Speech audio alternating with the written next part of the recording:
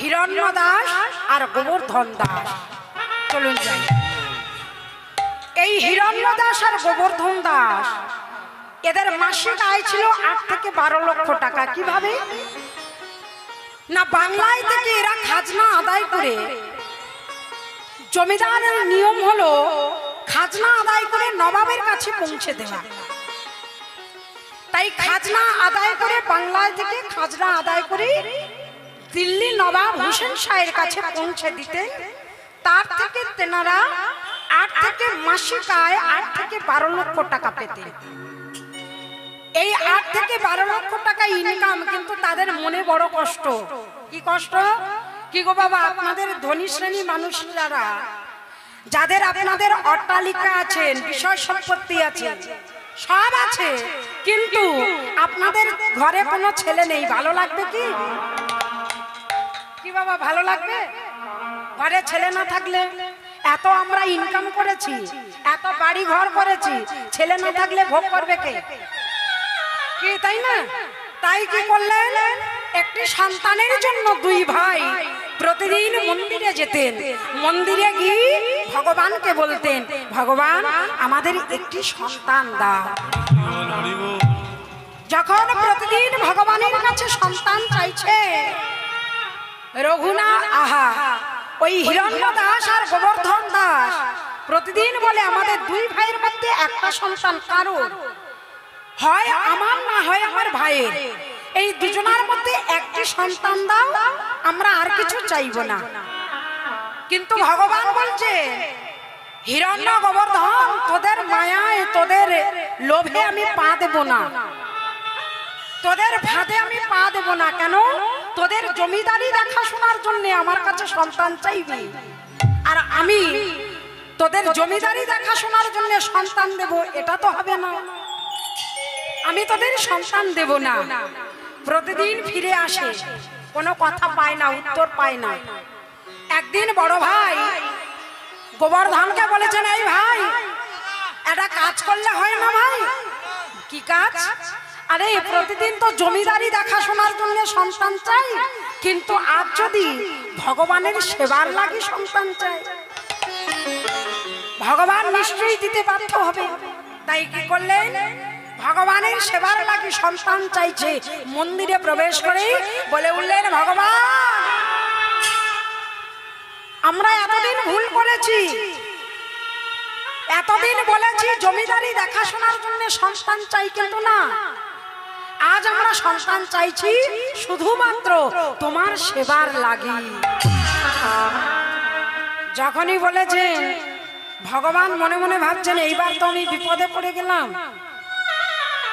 এতদিন আমি পালিয়ে পালিয়ে বেরিয়েছি, ভেবেছি এরা জমিদারি দেখাশোনার জন্য ছেলে চায়, আমি দিতে চাইনি, কিন্তু আজ এরা আমার সেবার জন্য সন্তান চায়, এবার আমি কি করব? তাই কি করলেন, থাকতে পারলেন না ভগবান, ভক্তের ডাকে ভগবান বলে উঠলেন, হিরণ্য দাস, গোবর্ধন দাস, তোমরা সন্তান পাবে, তোমাদের 2 ভাইয়ের মধ্যে কারো ঘরে একটি সন্তান আসবে, তবে একটা কথা মাথায় রেখো, ওই সন্তান তোমাদের গৃহস্থালী হবে না।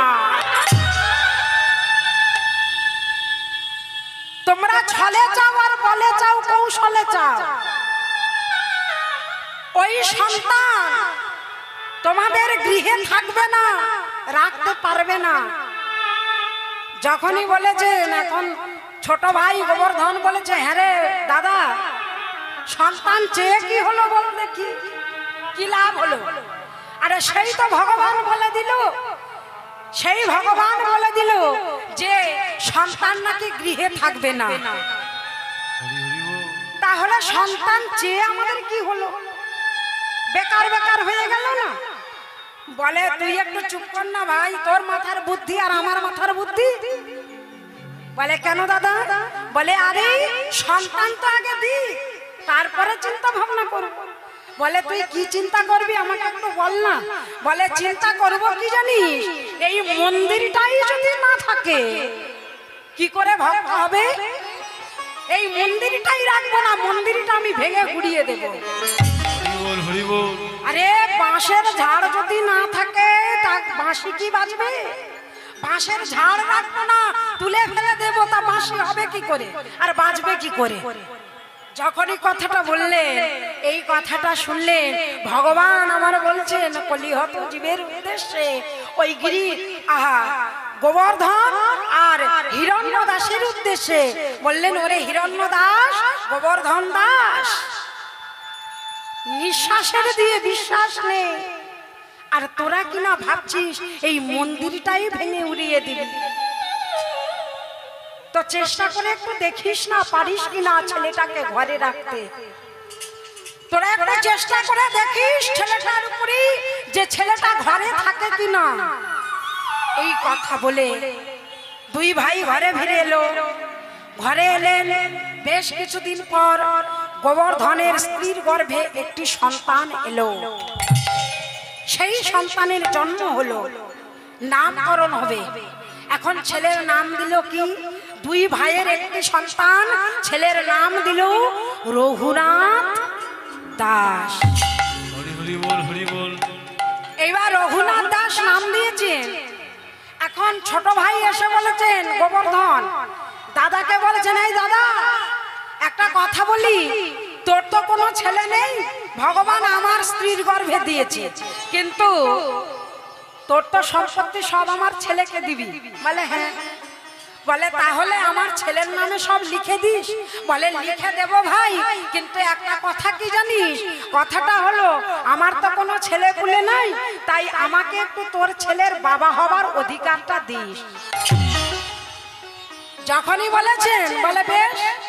আরে বাবা বলে সম্পত্তি যদি সব পায়, বাবা বলে ডাকবে তা কি আছে? তাই কি করলেন? কিন্তু রঘুনাথ দুটো বাবার পরিচয় একসঙ্গে কি করে দেবে? একটা কেমন হয় না?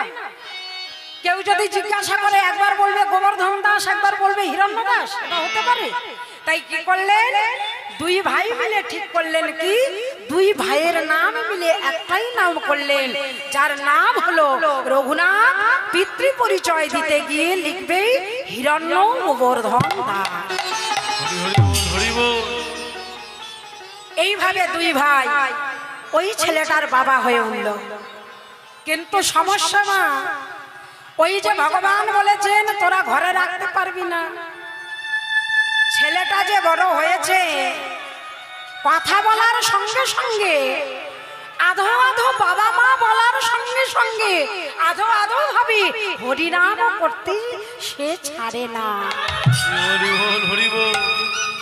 ছোট্ট রঘুনাথ আধো আধো ভাবি বাবা মা বলে যেমন ডাকে, গৌর হরি বলেও চিৎকার করে। সবাইকে ডেকে ডেকে বলে, সবাইকে ডেকে ডেকে বলে, তোমরা একবার হরি বলো, আমার গৌরকে ডাকো, আমার গৌর সব কিছু করতে পারে গো, আমার গৌর ছাড়া আর কেউ নেই। তাই কি করলেন? এইভাবে যখন ছেলেটার 5 বছর বয়স হলো, ছেলেটাকে সামলাতে না পেরে বললেন দুই ভাই, চলো একে গুরু আশ্রমে দিয়ে আসি। একে যখন পাঠশালায় গুরু আশ্রমে দিয়ে আসো, এর লেখাপড়ার সঙ্গে থাকলে হরিনামটা ভুলে যেতে পারে। রঘুনাথকে সুন্দর করে সাজিয়ে নিয়ে পালকি করে নিয়ে যাচ্ছেন কোথায় জানেন? ওই হুগলি জেলায় চাঁদপুর গ্রামে, নাম হলো বলরাম আচার্যের বাড়িতে। যখন নিয়ে গেলেন বলেছেন, এই রঘুনাথ সাষ্টাঙ্গে প্রণাম করো গুরুদেবকে। গুরুদেবকে সাষ্টাঙ্গে প্রণাম করলেন। সাষ্টাঙ্গে যখন প্রণাম করেছে, গুরুদেবকে বলে এলেন, ভালোভাবে শোনো গুরুদেব, আমার ছেলে যেন হরিনাম না করতে পারে, ওকে সর্বক্ষণ লেখাপড়ার মধ্যে রেখে দেবে, ও যেন হরিনাম গাইতে না পারে। যখনই কথাটা বললেন, গুরুদেব বললেন ঠিক আছে, চেষ্টা করব। এখন বাবা, দুই বাবা চলে এলো। এইবার রঘুনাথকে বলেছেন, এই বাবা রঘুনাথ, আচ্ছা রঘুনাথ, এই আশ্রমে থাকতে গেলে একটু কাজ করতে হবে, তুমি পারবে তো? বলে হ্যাঁ বাবা পারবো। যখনই বললেন হ্যাঁ গুরুদেব পারবো, বলে আচ্ছা তুমি কি কাজ করবে? বলে কেন? আমি ফুল তুলবো, মালা গেঁথে দেব, মন্দির মার্জনা করব। বেশ ছেলে আমার, ঠিক আছে, কিন্তু ওই পড়াশোনার ফাঁকে ফাঁকে ভগবানের কাজ করার শেষেও কি করে না, ছেলেদের ডেকে ডেকে বলে এই ভাই, এই ভাই, আজ আমরা আগে নতুন খেলা খেলবো। কি খেলা বলো? বলে কি খেলা জানি? আজ আমরা খেলবো দুটি বাহু তুলে হরিনামের খেলা। নিতাই গৌর প্রেমানন্দে হরি বল। হরিনামের খেলা খেলবো।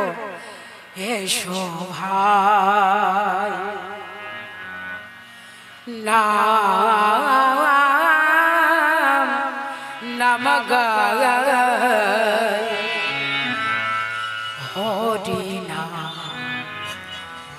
কৃষ্ণ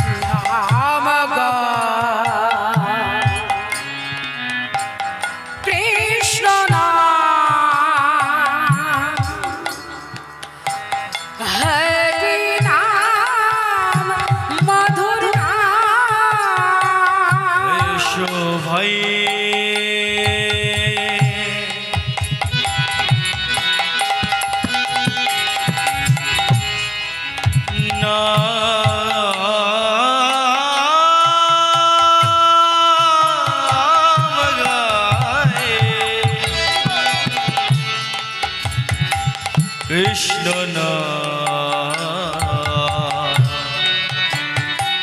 হরি নাম মধুর নাম।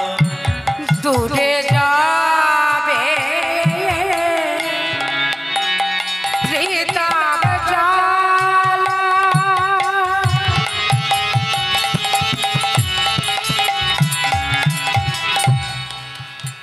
পার পার নামের মালা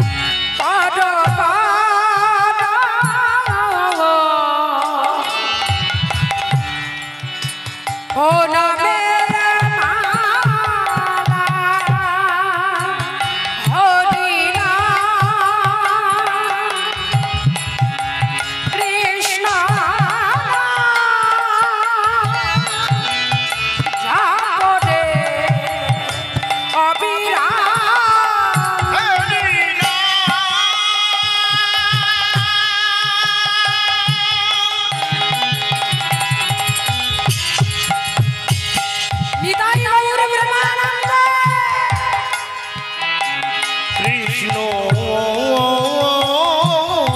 না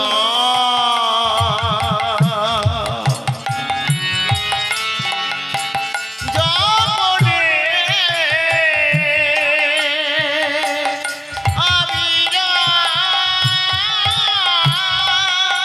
হে শোভা নাম গাই কৃষ্ণ নাম হরি নাম এসো ভাই নাম গায় কৃষ্ণ নাম হরি নাম হে শোভাই নাম গাই কৃষ্ণ নাম হরি নাম এসো ভাই নাম গায় কৃষ্ণ নাম হরি নাম নিতাই গৌর প্রেমানন্দ হরি বল।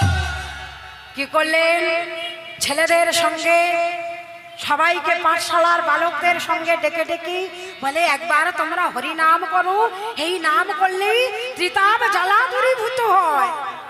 অতটুকু ছেলে বাবা সে জানে এই নামেই ত্রিতাপ জ্বালা দূরীভূত হয়, আধ্যাত্মিক আদি ভৌতিক আদি দৈবী ত্রিতাপ জ্বালা দূরীভূত হয়, মায়া মোহ ত্যাগ হয় এই হরি নামে। তোমরা হরি নাম করো। একদিন ওই আশ্রমে পড়াশোনা করতে করতে হলো কি, পড়াশোনা করতে করতে খবর এলো যে ওই চাঁদপুরে এসেছেন পাশের গ্রামে নবদ্বীপ থেকে হরিদাস ঠাকুর।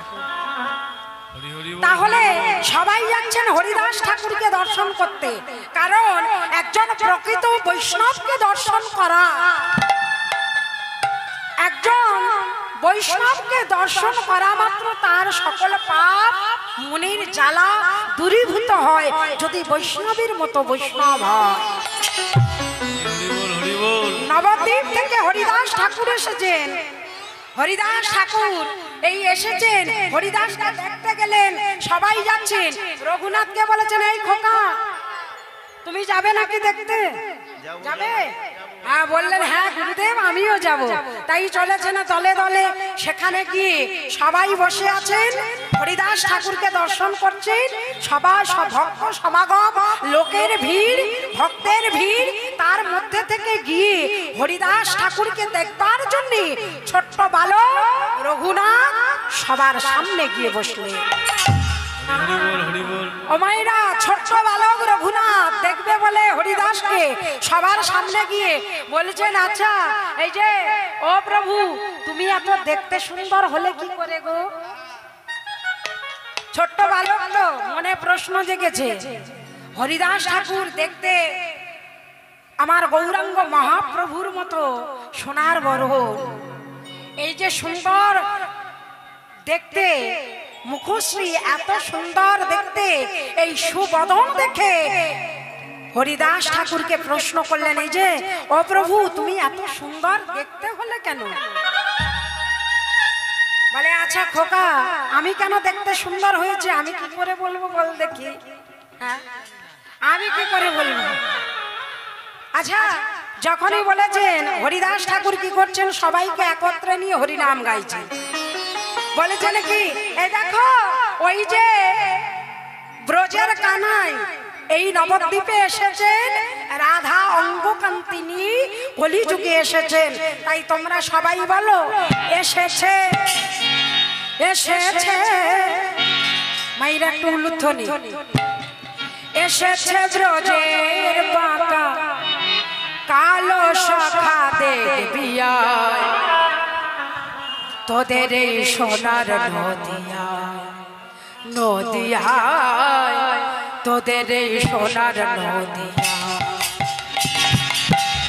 এসেছে ব্রজের বাঁকা, এসেছে এসেছে ব্রজের বাঁকা কালো শাখা দেখিয়া তোদের এই তোদের এই তোদের এই সোনার নদিয়ায় নদিয়ায়, তোদের এই সোনার নদিয়ায়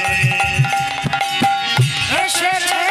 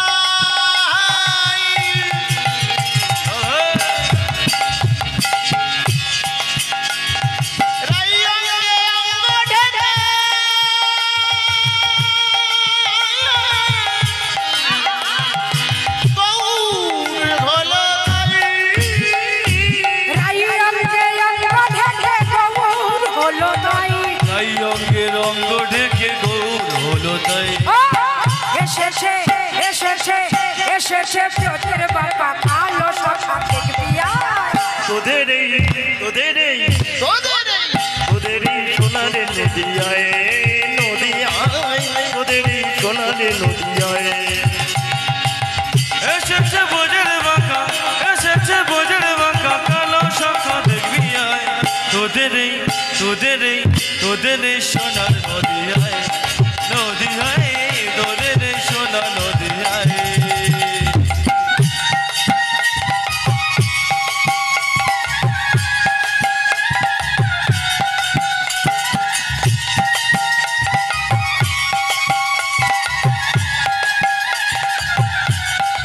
আরে বাহ!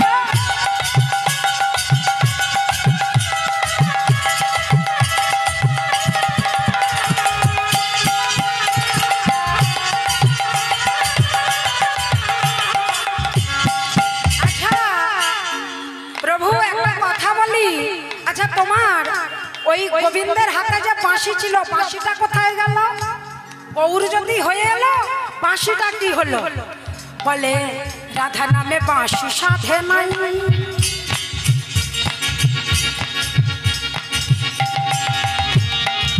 ও দেখো রাধা নামে বাঁশি সাধে নাই, রাধা নামে বাঁশি সাধে নাই। ও গো হাতের বাঁশি কেটে নিয়ে বিদায় দিল নাই। রাধা নামে বাঁচি সাধেনা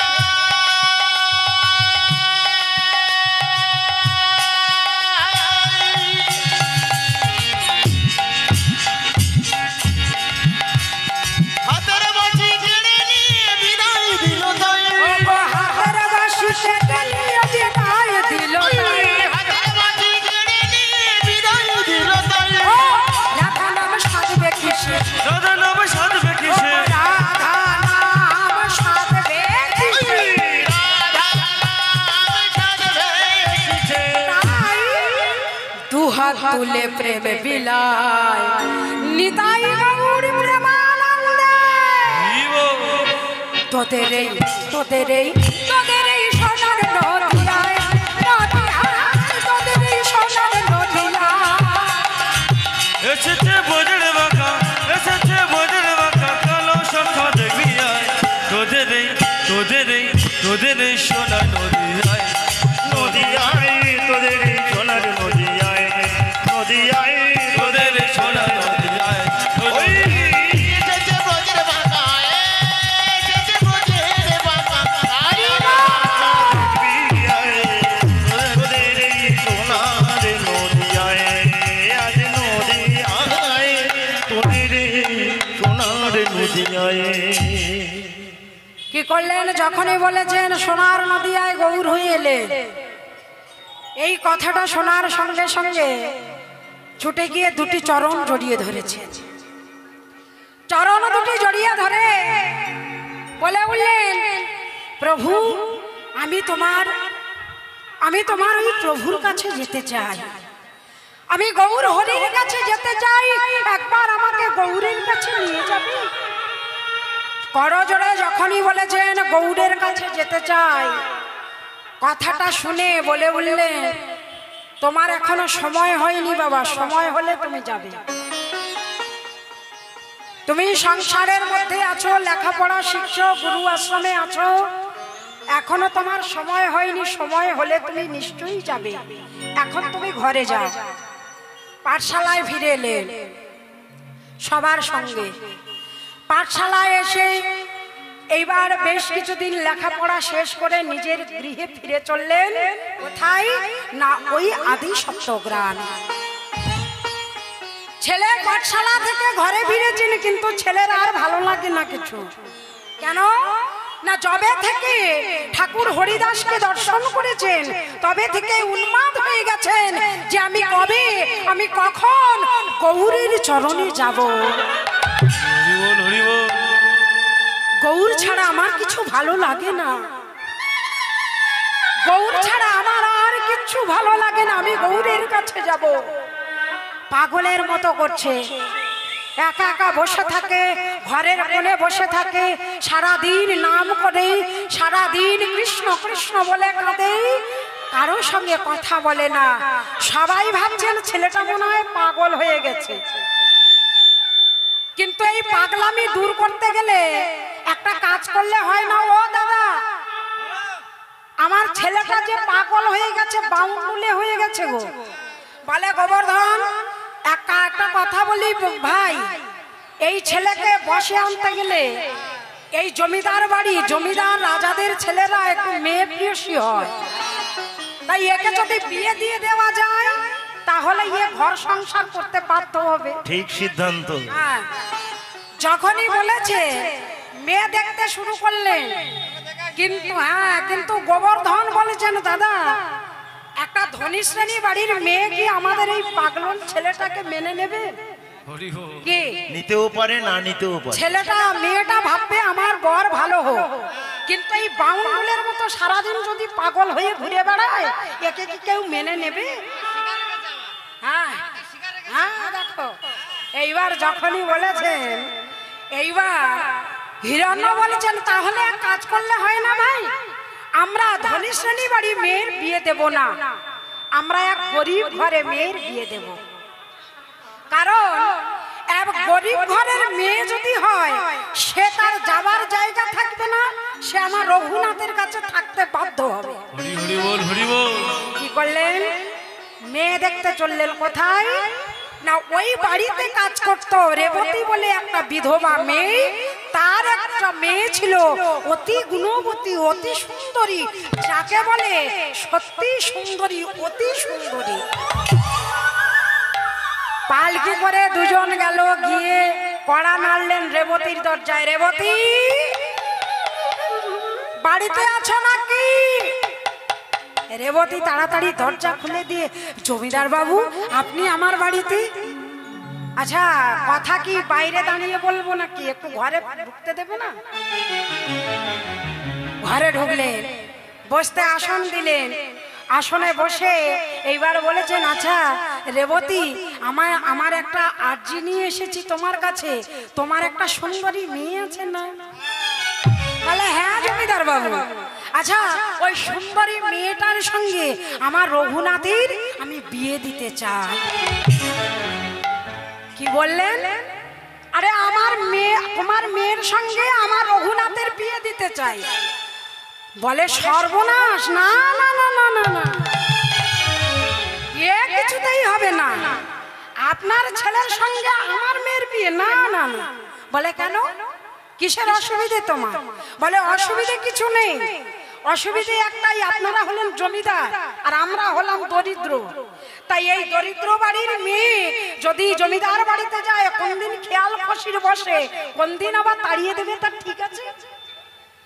এখন রেবতী ভাবছেন এটাই, কোন দিন খেয়াল হবে সেই দিন ঘর থেকে বের করে দেবে, দরিদ্র বাড়ির মেয়ে বলে, এটা তো মানা যাবে না, আমার মেয়ের জীবন সর্বনাশ হবে, তার থেকে আমি তোমার ছেলের সঙ্গে আমি বিয়েই দেব না। হরি বল, হরি বল। যখনই বলেছেন রঘুনাথের কথা এইভাবে যে ছেলের সঙ্গে বিয়ে দেব না, হিরণ্য গোবর্ধন দাস বলেছেন, আচ্ছা রেবতী, তোমার মেয়েকে বাসন মাজতে হবে না, তোমার মেয়েকে কাপড় কাচতে হবে না, আর তোমার মেয়েকে ঘর মুছতেও হবে না। হরি হরি বল, হরি বল। তাহলে আমার মেয়ে কি করবে? তোমার মেয়ে শুধু তোমার মেয়ে রূপ যৌবন দিয়ে, ভালোবাসা দিয়ে আমার ছেলেটাকে যেন হরিনাম গাইতে না পারি, ঘরের মধ্যে আটকে রাখবে। যখনই বলেছে ঘরের মধ্যে আটকে রাখবে, ঘরের মধ্যে আটকে রাখবে এই মেয়েটা, এখন মেয়েটা দরজার আড়ালে শুনছে, মেয়েটা দরজার আড়াল থেকে শুনতে শুনতে তাড়াতাড়ি বাইরে এসে বলেছেন, আচ্ছা জমিদার বাবু প্রণাম গ্রহণ করবেন, একটা কথা বলি, আপনার ছেলে তো কোনো বাজে সঙ্গ করছে না, আপনার ছেলে নেশাও করে না, আপনার ছেলে জুয়া খেলে না, তাস খেলে না, তাহলে আপনার ছেলে গৌর চরণে যেতে চায়, হরি নাম করতে চায়, সেই ছেলেটাকে কেন আমি আমার ভালোবাসা দিয়ে, আমার রূপ দিয়ে, আমার যৌবন দিয়ে কেন আমি ওকে ঘরের মধ্যে আটকে রাখবো? এটা তো আমার পাপ হবে, এটা তো আমি করতে পারবো না। বলে মা তুমি হয়তো আমাকে ভুল বুঝছো, আমাদের জমিদারিটা দেখাশোনা করবে কে? ওই ছেলে যদি হরিনামে পাগল হয়, ওই ছেলে যদি বাউন্ডুলে হয়ে হরিনাম করে, আমাদের জমিদারিটা দেখবে কে? তাই জমিদারি দেখাশোনার জন্য তোমাকে ওই ছেলেটাকে ভালোবাসা দিয়ে আটকে রাখতে হবে। কথাটা শোনা মাত্রই এখন যে বুদ্ধিমতী মেয়ে হবে সে বলবে হ্যাঁ, আর যে বুদ্ধিমতী মেয়ে হবে না সে একেবারেই না করে দেবে। কিন্তু এখানে ওই যে কমলা, রেবতীর মেয়ে কমলা একটু বুদ্ধিমতী, চালাক। তা কি করলেন? সঙ্গে সঙ্গে বললেন চেষ্টা করব। কেন বললেন? কেন বললেন? তিনি তো নাও করতে পারেন, কিন্তু কেন বললেন আমি চেষ্টা করব? কারণ একটাই, বুদ্ধিমতী মেয়ে ভাবলেন আমি যাকে বিয়ে করব সে তো একজন ভক্ত, গৌর চরণের দাস, কিন্তু আমি তো ভক্ত নই, আমি তো গৌর চরণের দাস হতে পারিনি। তো আমি যদি ভক্ত সঙ্গ করে, ভক্ত স্বামী পেয়ে যদি আমি আমার জীবনে যদি আমি আমার জীবনটাকে গৌরের চরণে দিতে পারি, হরি বল হরি বল, আমি যদি গৌরের চরণে দিতে পারি, এটাই তো আমার জীবন ধন্য। পারি আর নাই পারি এখন আমি বলে দিই হ্যাঁ। তাই বলে দিলেন জমিদার বাবু চেষ্টা করে দেখব। যখনই বলেছেন চেষ্টা করে দেখব, নির্দিষ্ট দিনে নিয়ম মেনে সব কিছু মেনে রঘুনাথ আর কমলার বিয়ে হচ্ছে। ঢাক বাজছে, ঢোল বাজছে আর করতাল, ওগো ঢাক বাজে ঢোল বাজে, বাজে করতাল, ঢাক বাজে ঢোল বাজে, বাজে করতাল, ওগো ঢাক বাজে ঢোল বাজে, বাজে করতাল, ওই ঢাক বাজে ঢোল বাজে, বাজে করতাল। রঘুনাথের বিয়ে হবে আনন্দের সীমানায়, ওই রঘুনাথের বিয়ে হবে আনন্দের সীমানায়, দেখো রঘুনাথের বিয়ে হবে আনন্দের সীমানায়, ওই রঘুনাথের বিয়ে হবে আনন্দের সীমানায়। বলে আনন্দ ধরে না, আনন্দ ধরে না, হায় আনন্দ ধরে না, আনন্দ ধরে না, রঘুনাথের বিয়ে হবে আনন্দ ধরে না, রঘুনাথের বিয়ে হবে আনন্দ ধরে না, রঘুনাথের বিয়ে হবে আনন্দ উলুধ্বনি। রঘুনাথের বিয়ে হবে আনন্দ ধরে না। ও মাইরা, বিয়ে হলে কি হয়? গায়ে হলুদ হয় কি? তাই তো, গায়ে হলুদ।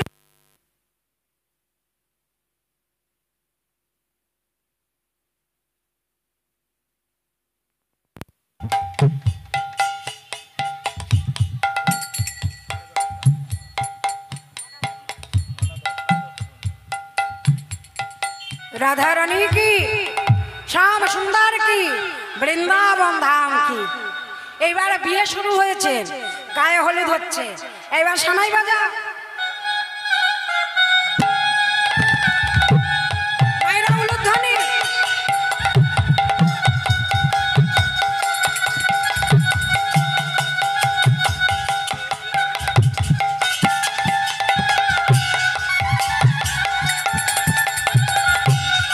নিতাই গৌর ব্রহ্মানন্দ হরি বল।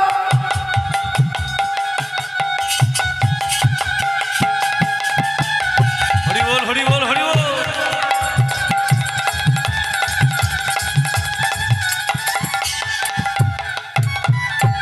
কি হলো? এইবার কি হলো? বিয়ে করতে গেলে বিয়ে হলো, বউ ঘরে চলে এলো। এখন বউ যখন ঘরে এসেছে, মাইরা বিয়ের পর বাসর হয় না, ফুলসজ্জা, ফুলসজ্জা হয় না। এখন কমলা গরিব ঘরের মেয়ে তো, কিন্তু গরিব ঘরের মেয়ে হলে কি হবে?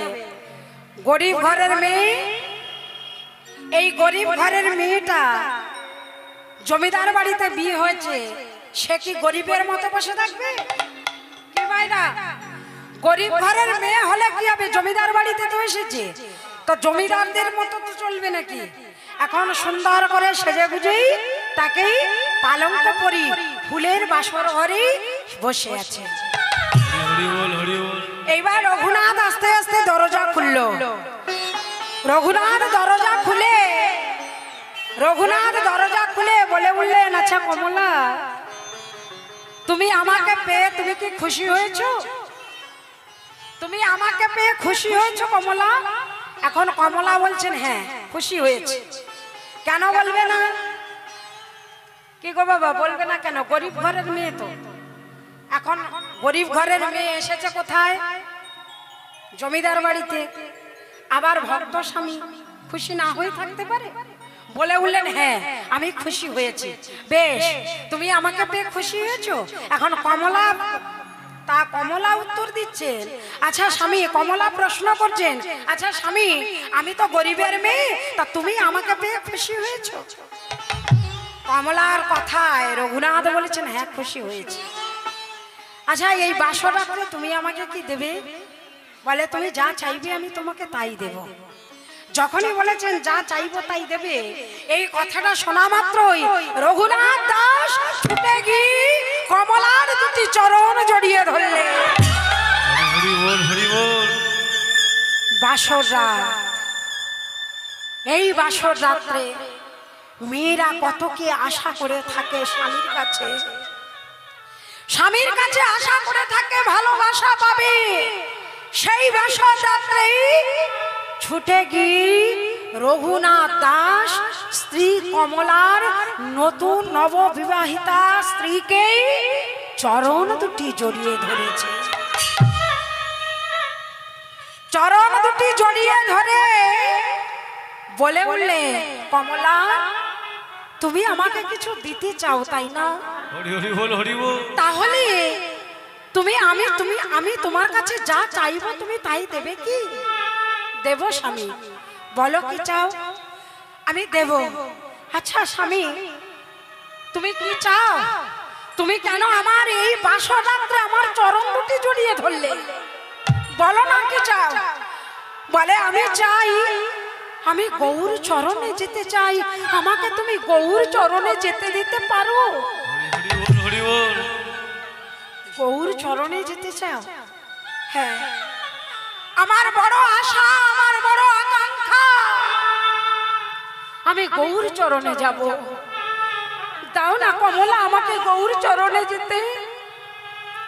এই সংসার আমার ভালো লাগে না, এই সংসার আমার জন্য নয়, এই ঘর আমার জন্য নয়, এই সংসার আমার জন্য নয়। আমি গৌর চরণে যেতে চাই। কমলা তুমি আমাকে গৌর চরণে যেতে দাও। চরণ দুটি শক্ত করে ধরে আছে, ছাড়ছে না। যতক্ষণ না কথা দেবে ততক্ষণ আমি ছাড়বো না। কমলা বলেছেন স্বামী, তুমি এই বাসর রাত্রে তুমি আমার কাছ থেকে আজ এই দিনে এই মুহূর্তে তুমি গৌরের কাছে যেতে চাইছো? হরি বল, হরি বল। হ্যাঁ কমলা, এই দেহ নিয়ে যদি আজ আমি না যাই, তোমার এই রাত্রে এই বাসর রাত্রে যদি আমি তোমার কাছে থাকি, এই দেহটা যদি তোমার সেবায় লেগে যায়, এই উচ্ছিষ্ট দেহ নিয়ে আমি কথা দিলাম আমি কোনোদিন গৌরের চরণে আর যাব না, যাব না, যাব না। যেতে হলে আমি এখনই যাবি, আমি এখনই যাব, তাছাড়া আমি যাব না। কমলা আমার অবাক হয়ে গেলে, যে মেয়েটা অনেক আশা নিয়ে বসে আছেন স্বামী তাকে ভালোবাসবে, সেই স্বামী এসে দুটি চরণ জড়িয়ে ধরে সে কাঁদছে, আমি গৌর চরণে যাব, আমাকে তুমি গৌর চরণে যেতে দাও। কাঁদছে, আবার এও বোঝালে, জানো কমলা, নিমাই যখন সন্ন্যাস নিয়েছে, নিমাই তো বিষ্ণুপ্রিয়ার জন্য কিছু রেখে যায়নি। না রেখে গেছে ধন সম্পত্তি, না রেখে গেছে দালান কোঠা, না রেখে গেছে বিষয় আশয়, শুধু রেখে গেছে নববধূ বিষ্ণুপ্রিয়ার জন্য দুঃখ কষ্ট যন্ত্রণা। হরি বল, হরি বল। বিষ্ণুপ্রিয়া, তবু কিন্তু বিষ্ণুপ্রিয়া কোনো তাতে দুঃখ নেই, তার স্বামী চলে গেছে বলে তার কষ্ট নেই। কেন না গেছে একমাত্র কলি জীবের লাগে। তবে হ্যাঁ, ওই বিষ্ণুপ্রিয়াকে অনেক কথা শুনতে হয়েছে। সবাই বলে যে কিনা স্বামীকে ধরে রাখতে পারে না সে কিসের স্ত্রী, কিসের সহধর্মিণী। আমাদের ছেলেটা 24 বছরের ছেলেটা সংসার ত্যাগী হলো। 24 বছরের ছেলেটা আমাদের সবাইকে ছেড়ে নদে অন্ধকার করে চলে গেল, শুধুমাত্র তুমি ধরে রাখতে পারোনি বলে। হরি বল, হরি বল। যখনই বলেছে কমলা কি উত্তর দেবে, কমলার মুখে কোনো ভাষা নেই। স্বামী কাঁদছে দেখে বলে উঠলেন, যাও তুমি গৌর চরণে চলে যাও। দরজা খুলে দিলে, দরজা যখনই খুলে দিয়েছেন ছুটতে ছুটতে কৃষ্ণ নাম করতে করতে গৌর চরণে যাচ্ছে। জপ কৃষ্ণ কহ কৃষ্ণ তোমরা লাভ কৃষ্ণ নাম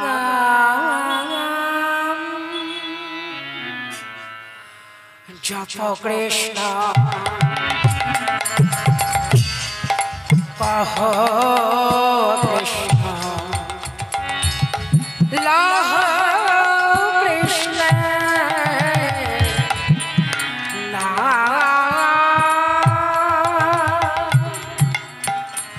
ও গো কৃষ্ণ ছাড়া এ জীবনে কৃষ্ণ ছাড়া এ জীবনে কৃষ্ণ গো ও কৃষ্ণ ছাড়া ও গো এ জীবনে নাহি জানি আন আন জপ কৃষ্ণ কহ কৃষ্ণ তোমরা লহ কৃষ্ণ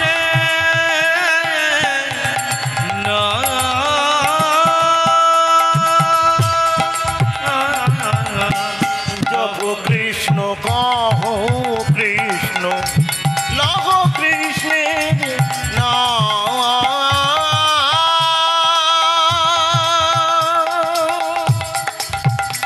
ওগো যথা থাকে সদা দেখে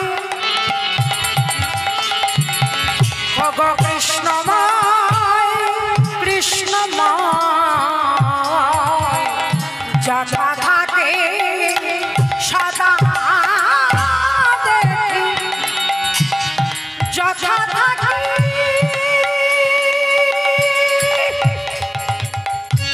যথা থাকি যথা থাকি থাকে সদা সদা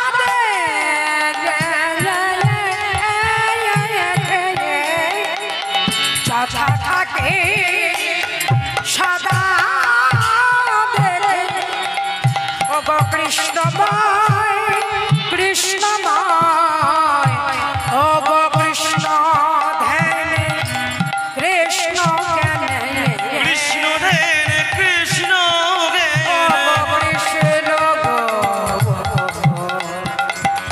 কৃষ্ণ ধ্যানে কৃষ্ণ জ্ঞানে ও কৃষ্ণ ধ্যান কৃষ্ণ জ্ঞান ও তনু মন রায় রায় রায় জপ কৃষ্ণ কহ কৃষ্ণ তোমরা লভ কৃষ্ণ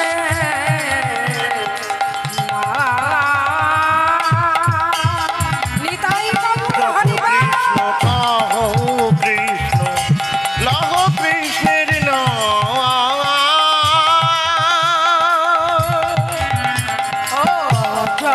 কৃষ্ণ কহ কৃষ্ণ নহ কৃষ্ণ কৃষ্ণ নাম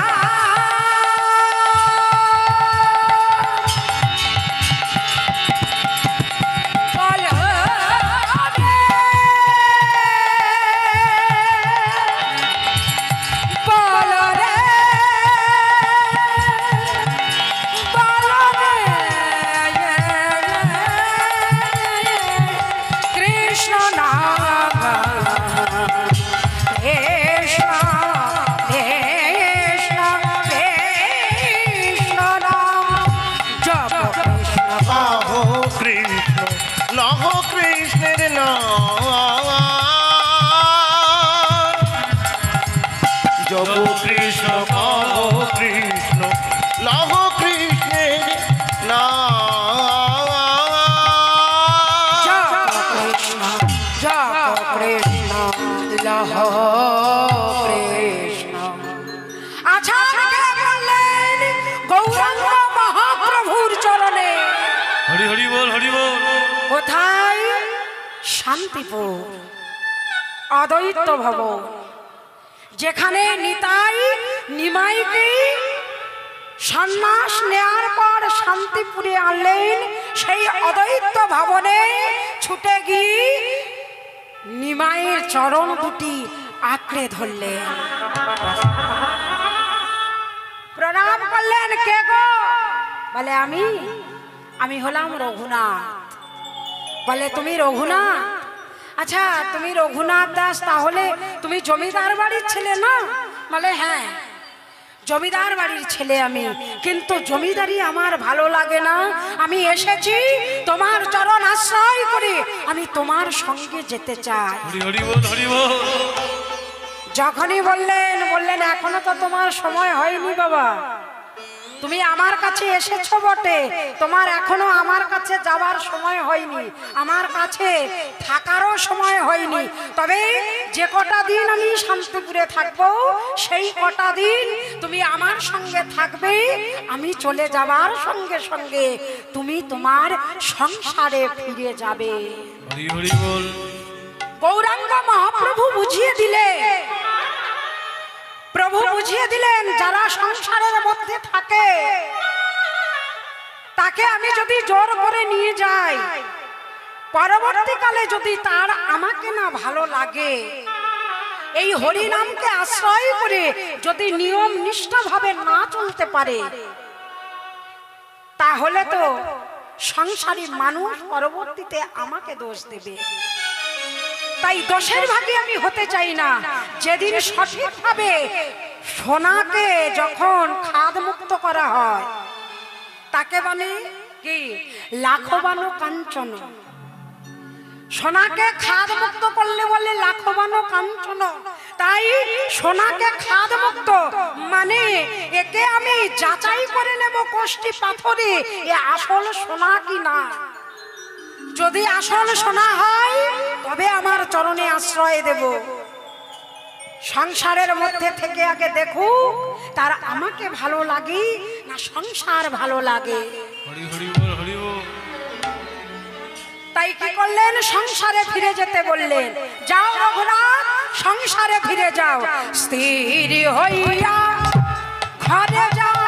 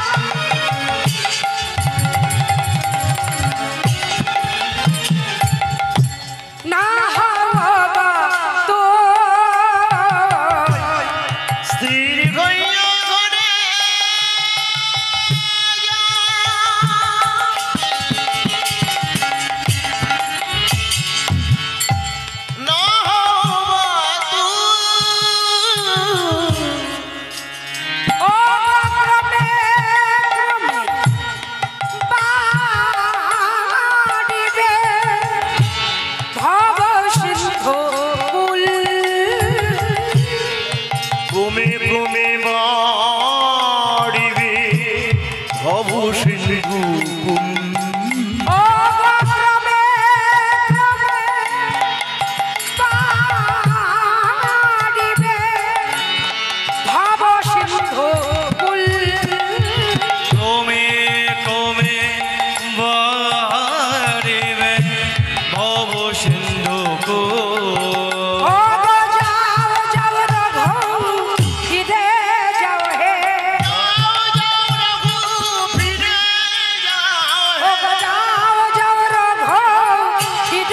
যাও হে।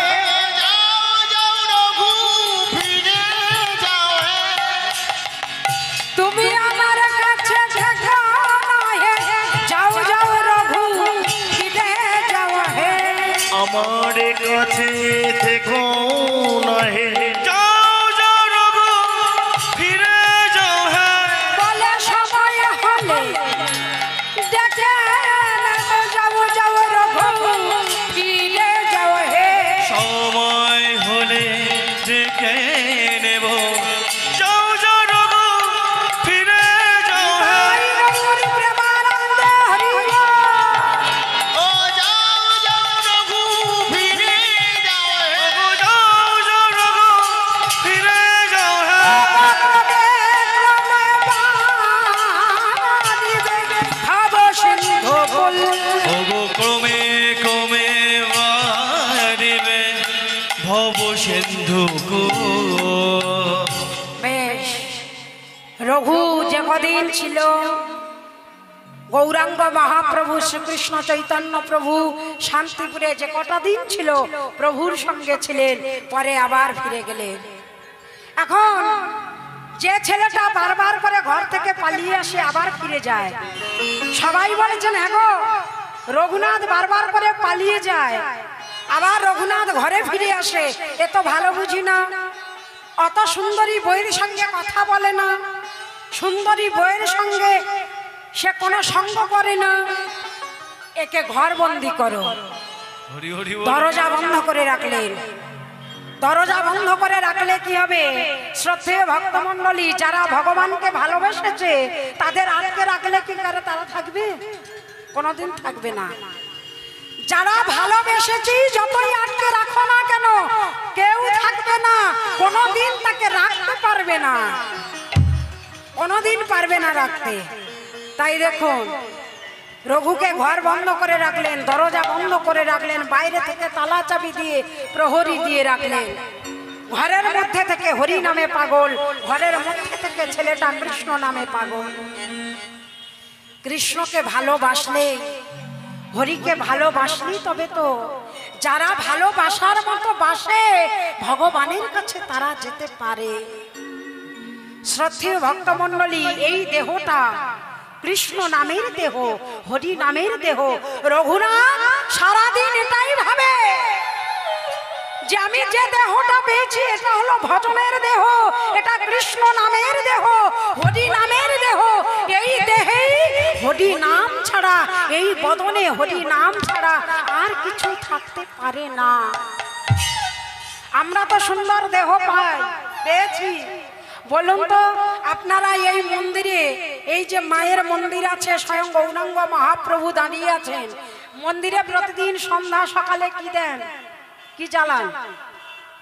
মন্দিরে ধূপ জ্বালান, তাই না? প্রদীপ জ্বালান। তা ধূপ প্রদীপ মন্দিরে দেন, কিন্তু এই যে সাধের মন্দিরটা পেয়েছেন, এই যে সাধের দেহটা পেয়েছেন, এই যে সুন্দর মন্দিরটা পেয়েছেন, এতে আপনারা কি জ্বালান? কি বাবা কি জ্বালান এতে?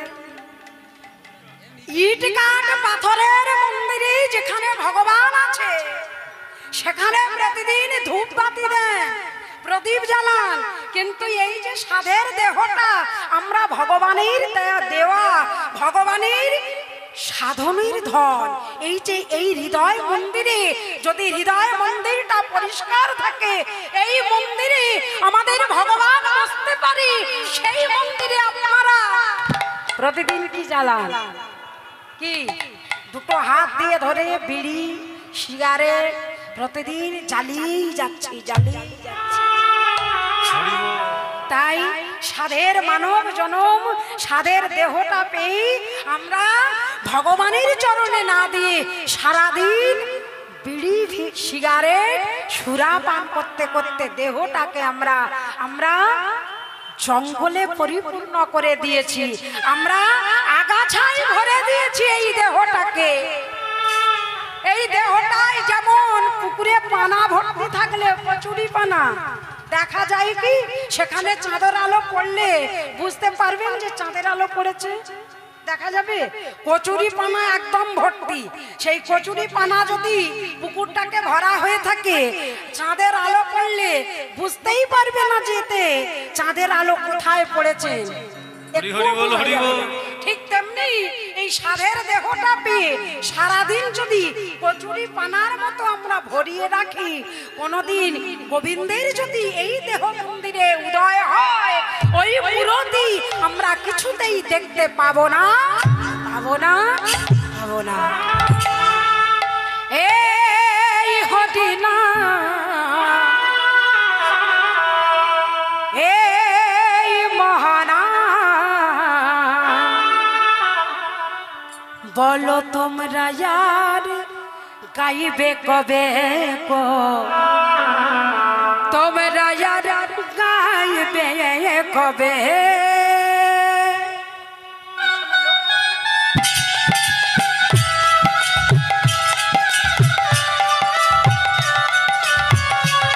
সবাই হাত তুলে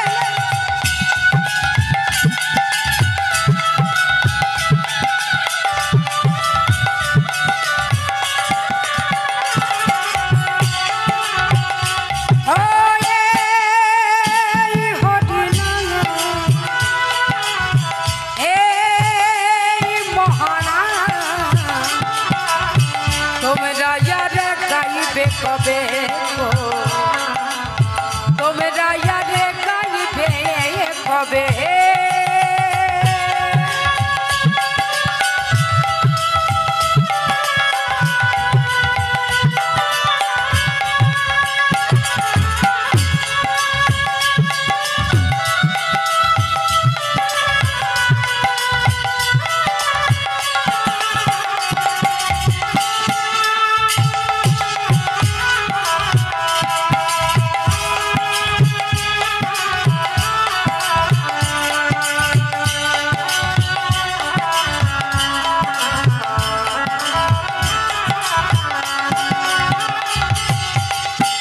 এই দেহ ছেড়ে প্রাণ পাখি, এই দেহ ছেড়ে প্রাণ পাখি, এই দেহ ছেড়ে প্রাণ পাখি, এই দেহ ছেড়ে প্রাণ পাখি, একদিন উড়ে যাবে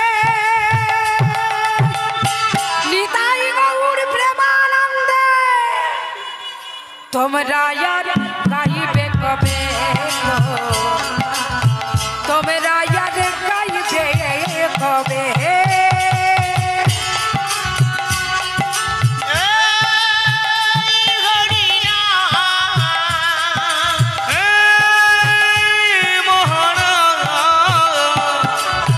তোমরা আর গাইবে কবে গো, তোমরা আর গাইবে কবে।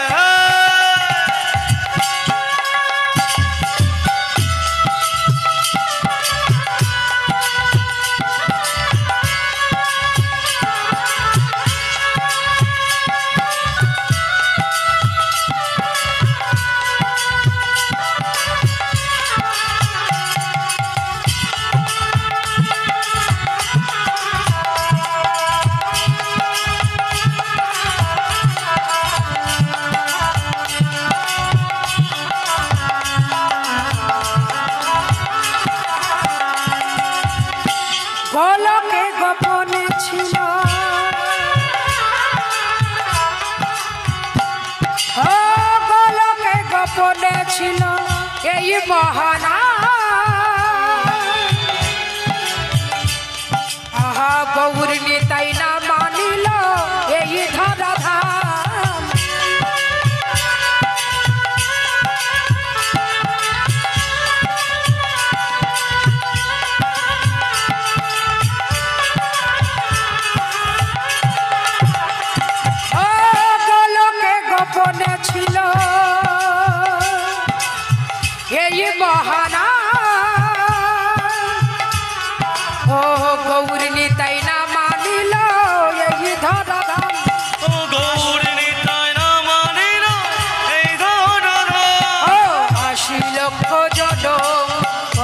মানব জন 80 লক্ষ জন পাবে মানব জন ও নামে নিলে শান্তি পাবে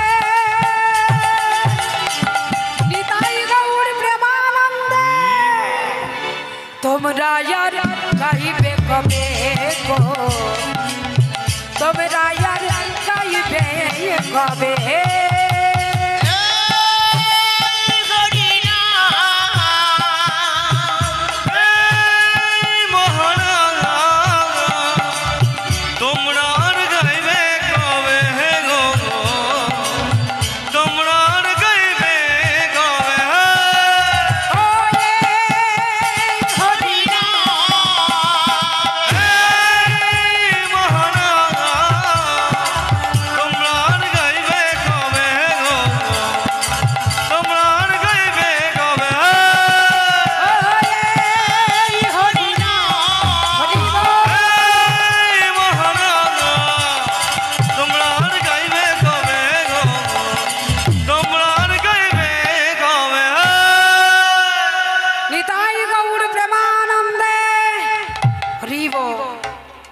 রঘুনাথ ঘরের মধ্যে থেকে হরিনাম করে রঘুনাথ ঘরের মধ্যে থেকে হরিনামে পাগল হয়ে গেছেন রঘুনাথ ঘরের মধ্যে থেকে দরজা বন্ধ তার মধ্যে থেকে হরিনামে পাগল একদিন ওই ঘরের মধ্যে থেকে রঘুনাথ স্বপ্ন দেখলো নিতাই চাঁদ স্বপ্ন দিলেন যে রঘুনাথ আমি আছি পানিহাটিতে তুমি পানিহাটিতে চলে এসো ওই পানিহাটি গঙ্গার ঘাটে আমি তোমার জন্য অপেক্ষা করছি রঘুনাথ স্বপ্ন পেয়ে তাড়াতাড়ি করে দরজায় ধাক্কাচ্ছেন একবার দরজা খোলো আমি যাব পানিহাটি গ্রামে সবাই কি করলেন অবাক হয়ে গেলে পানিহাটি যাবে তার জন্য দরজাটা খুলে দিলে জানে রঘুনাথকে বললেন তোমার জন্য আমরা দরজা খুলে দিচ্ছি কিন্তু তোমার গৌরের কাছে গিয়ে আমাদের কথা একটু বলো যাতে শেষ জীবনে যেন আমাদের পার করে দেয় তাই রঘুনাথ দুটি বাহু তুলে কৃষ্ণ নাম করতে করতে হরিনাম করতে করতে পানিহাটিতে চলেছে এখন পানিহাটি গঙ্গার ঘাটে নিতাই চাঁদ ভক্ত সভায় বসে আছে ভক্ত সঙ্গ করছেন ঠিক এমন সময় আমাদের রঘুনাথকে দেখে তাড়াতাড়ি করে ওই ভক্ত সঙ্গ থেকে তিনি উঠে এসে রঘুনাথের চুলের মুঠিটা ধরে টানতে টানতে রঘুনাথের চুলের মুঠি ধরে টানতে টানতে বলেছেন চোর চোর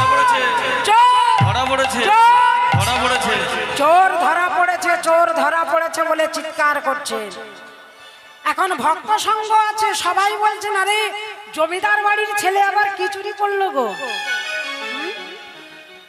নিতাই চাঁদ চুলের মুঠি ধরে টানতে টানতে আনছে জমিদার বাড়ির ছেলে আবার কি চুরি করলো যখনই বললেন রঘুনাথ করজোড়ে বলছে আমি বলছি আমি কি ধন চুরি করেছি আমি সবাইকে বলবো কি বললেন করজোড়ে বললেন নিতাইয়ের সম্পদ নিতাইয়ের ধন নিতাইকে না জানি বারবার আমি নিতে গেছি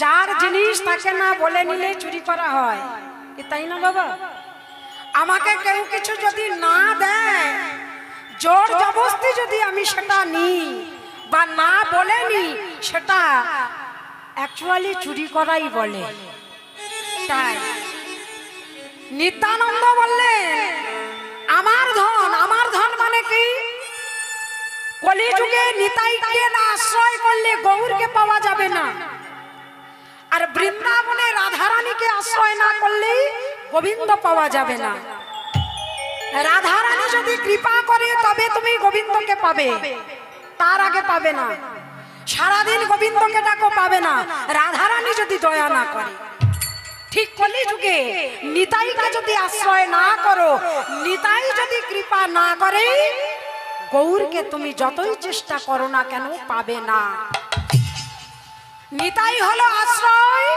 গৌর হলো বিষয় হরি বল হরি বল তাই আমি নিতাইকে আশ্রয় না করে গৌরকে বারবার নিতে গেছি। তাই আমি নিতাই প্রভু আমাকে বলেছেন, চোর ধরা পড়েছে, ধরা পড়েছে। চুলের মুঠি ধরে একটা জমিদার বাড়ির ছেলে, চিন্তা করো। আজকাল যুগে মাস্টার মশাইরা যদি একবার ওই ছেলেদের ছাত্রদের মারে, বাড়ি বয়ে গিয়ে ঝগড়া করে আসবে, আমার ছেলেকে মারলে কেন?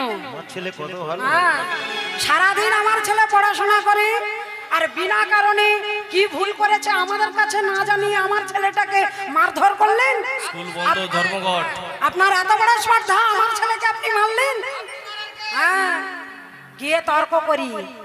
কিন্তু জমিদার বাড়ির ছেলে, সেই জমিদার যাদের জমিদারি বংশ রক্ত বইছে, জমিদারি রক্ত বইছে, সেই ছেলেটার চুলের মুঠি ধরে টানতে টানতে এনে নিতাই চাঁদের চরণে মাথা ঠোকাচ্ছেন আর বলেছেন, ধরা পড়েছে, ধরা পড়েছে, ধরা পড়েছে।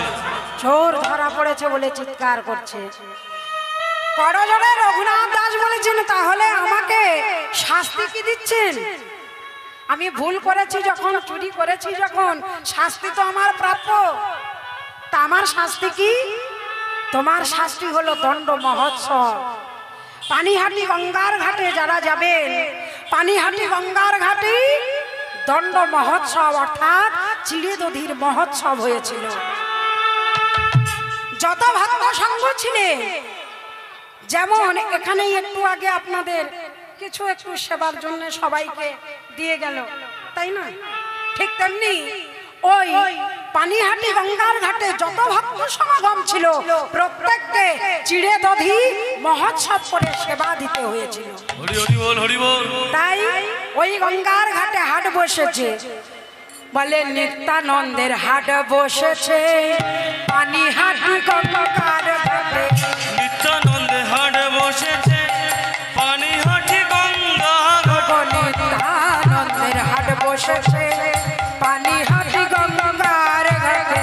নিত্যানন্দে হাট বসেছে পানিহাটি গঙ্গা ঘাটে। ও চলো চলো চলো সবে দাদা করে যাই। চলো চলো চলো সবে তরা করে যাও। ও চলো চলো চলো সবে দাদা করে যাই। চলো চলো চলো সবে তরা করে যাও। দেখো নিত্যানন্দের হাট বসেছে পানিহাটি গঙ্গার ঘাটে। নিত্যানন্দে হাট বসেছে পানিহাটি গঙ্গা ঘাটে। কি করলেন? গঙ্গার ঘাটে নিতাইয়ের হাট বসেছে, সেখান থেকে চিড়া দধি সমস্ত উচিত মূল্যে ক্রয় করে মহোৎসব হলো। কিন্তু নিতাই গৌড়ের আলাদা সেবার ব্যবস্থা হলো কার গৃহে? বলরাম আচার্যের গৃহে। হরি হরি বল, হরি বল। যখন সেবার ব্যবস্থা হলো, এবার হরে কৃষ্ণ, এই নিতাই গৌড়ের সেবার ব্যবস্থা হলো কোথায়? বল্লভ আচার্যের গৃহে। এইবার দেখুন সেখানে রান্না করলো কে? এদিকে তো ভোগ হচ্ছে, মহোৎসব হচ্ছে, কিন্তু বল্লভ আচার্যের গৃহে রান্না করলো কে? নিতাই গৌড়ের জন্য স্বয়ং রাধা ঠাকুরানী। আমরা অন্য কিছু রান্না করতে বড় প্রস্তুত, কিন্তু ভগবানের সেবায় ভোগ দেওয়ার জন্য রান্না করতে আমাদের একটু হাতটা কাঁপে। কিন্তু যারা করেননি কোনোদিন, তারা একবার গিয়ে রন্ধনশালায় গিয়ে রাধারানীর নাম নেবেন। রাধারানী কি, রাধারানী কি, এই রাধারানী কি, এই রাধারানীর নাম করতে করতে রান্নাটা শুরু করবেন। দেখবেন ওই ভোগ, রাধা গোবিন্দের ভোগ, নিতাই গৌরের যে ভোগ রান্না, অমৃত থেকে অমৃতময় হবে। হরি হরি বল, হরি বল। তাই ভক্তমণ্ডলী, আজ নিতাই গৌরের সেবার ব্যবস্থা হলো, কিন্তু নিতাই গৌর সেবা পেয়ে অবশিষ্ট প্রসাদ রাখলেন, ইশারায় বলে দিলেন, রঘুনাথ এটা তুমি পাবে। বৈষ্ণবীয় ভাষায় আমরা বলি কি, প্রসাদরা কি, আমরা এটা খাবো, কি এটা তুমি খাবে। বৈষ্ণবীয় ভাষায় কি বলে? এই প্রসাদরা তুমি পাবে। রঘুনাথকে যেন ইশারা করে বলল নিতাই গৌর যে এই প্রসাদ রেখে গেলাম, এটা তুমি পাবে। তাই প্রসাদ পেল, নিতাই গৌর বললেন শুধু প্রসাদ পেলে হবে না, যাও এই বৈষ্ণব সমাজ সবাই আছেন, বৈষ্ণব মণ্ডলীর কাছে ভক্ত সমাজই তুমি গলবস্ত্রে সবাইয়ের কাছ থেকে কৃপা ভিক্ষা করো, আশীর্বাদ ভিক্ষা করো। কি করলেন? আশীর্বাদ ভিক্ষা করতে গেলেন, কৃপা ভিক্ষা করতে গেলেন। ও গো এইবার মোটে করো করুণা, ও গো করো করুণা, বৈষ্ণব ওগো এইবার মরে করো করুণা, আমায় করো করুণা, বৈষ্ণব গোসাই। ও গো এইবার মোরে করো করুণা, করো করুণা, বৈষ্ণব গোসাই। ওগো এইবার মরে করো করুণা, আমায় করো করুণা, বৈষ্ণব গোসাই।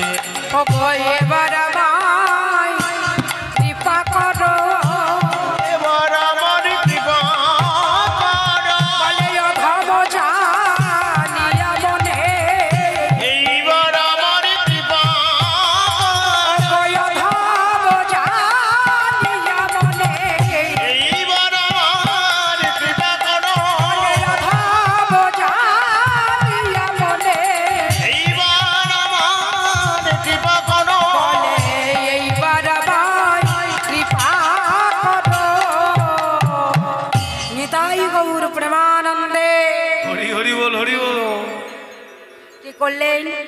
বৈষ্ণব সমাজের কাছ থেকে কৃপা ভিক্ষা করে আশীর্বাদ নিয়ে ফিরে এলেন আবার আদিসপ্ত গ্রামে। হরি হরি বল। তবে আদিসপ্ত গ্রামে আর নিজের গৃহে প্রবেশ করলেন না। কোথায় আশ্রয় নিলেন? ওই রাজবাড়ির জমিদার বাড়ির ডান হাতে একটি মা শ্যামামার চণ্ডীমার মন্দির আছে, সেই মন্দিরেই আশ্রয় নিলেন। আর মনে মনে ভাবলেন বৈষ্ণব আমাকে কৃপা করেছেন, কিন্তু কৃপাটাকে ধরে রাখার দায়িত্ব আমার। কৃপা করেছেন বলে আমি কি উন্মাদ হয়ে থাকবো? হবে না, আমাকে সেই কৃপাটাকে ধরে রাখতে হবে। হরি হরি বল। তাই মায়ের মন্দিরে আশ্রয় নিলেন। আমি আর ঘরে ফিরবো না, ওই ঘরে আমি আর যাব না। মন্দির থেকে আমি ভোর হলেই এখান থেকে গৌরের উদ্দেশ্যে পুরী ধামে পালিয়ে যাব।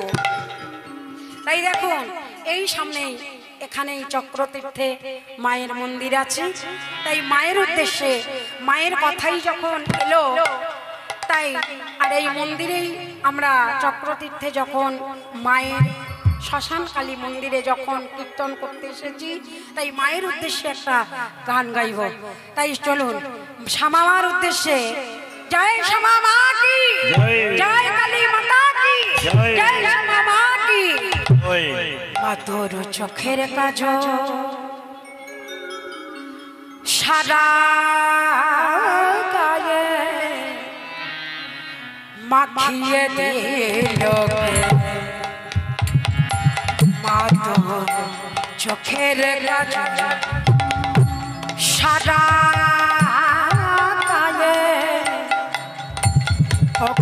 মাখিয়ে দিল, মা তোর চোখের কাজল সারা গায়ে মাখিয়ে দিল কে।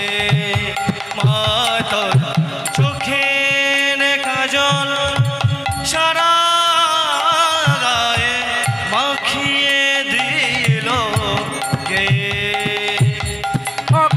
সাজিয়ে দিল শ্মশান চিতা, সাজিয়ে দিল শ্মশান চিতায়। মাতর সাজিয়ে দিল, মাতরে সাজিয়ে দিল শ্মশান চিতায়। ভস্ম দিল কে,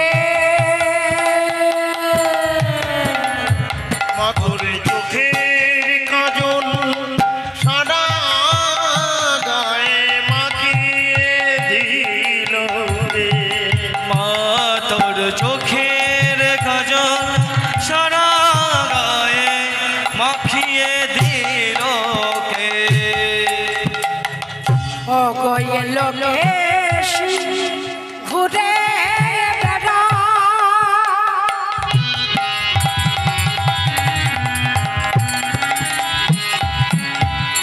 এলিয়ে মাথার কেশ মা এ লোকেছি ঘুরে বেড়া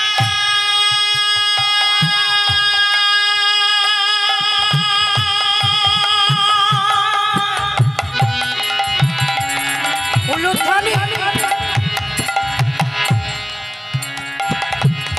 এলিয়ে মাতার মা হে লোকেশ ঘুরে বেড়া এলিয়ে মাথার কেশ ও গো দেখি মনে মায়ের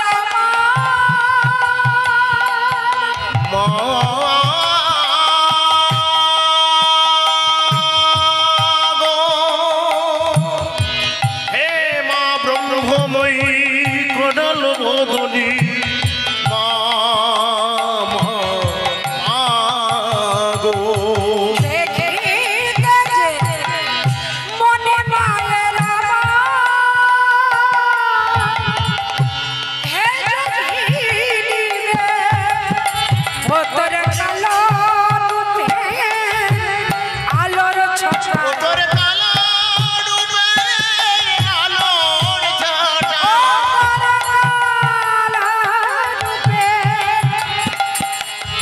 ভোতর কালো রূপে আলোর ছটায় চন্দ্র সূর্য হার মানে মতর চোখের কাজল সারা গায়ে মাখিয়ে দিল রে মতর চোখের কাজল সারা গায়ে মাখিয়ে দিল কে মা তোর চোখের কাজল সারা গায়ে মাখিয়ে দিল রে মতর চোখের কাজল সারা গায়ে মাখিয়ে দিল কে নিতাই গৌর প্রেমানন্দে হরি বল।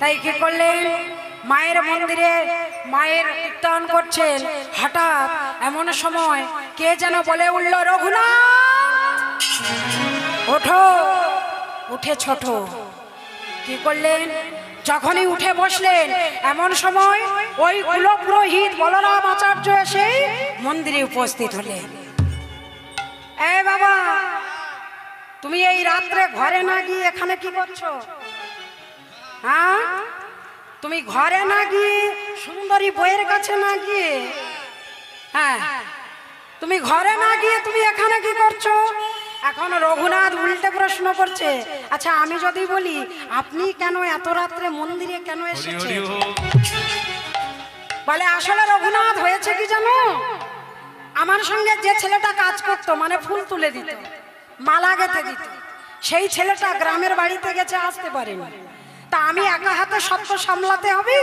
তাই আমি একটু তাড়াতাড়ি এসেছি যখন বলেছেন এখন পালাতে তো পারবে না ধরা পড়ে গেছে এসে গেছে এখন গুরুদেব এসে গেছেন কুলপুরোহিত তিনি এসে গেছেন পালাতে পারবে না বুঝে এখন একটু ছলনা করলেন করজোড়ে বলেছেন আচ্ছা গুরুদেব আমি কি আপনার ওই কাজটা করে দিতে পারি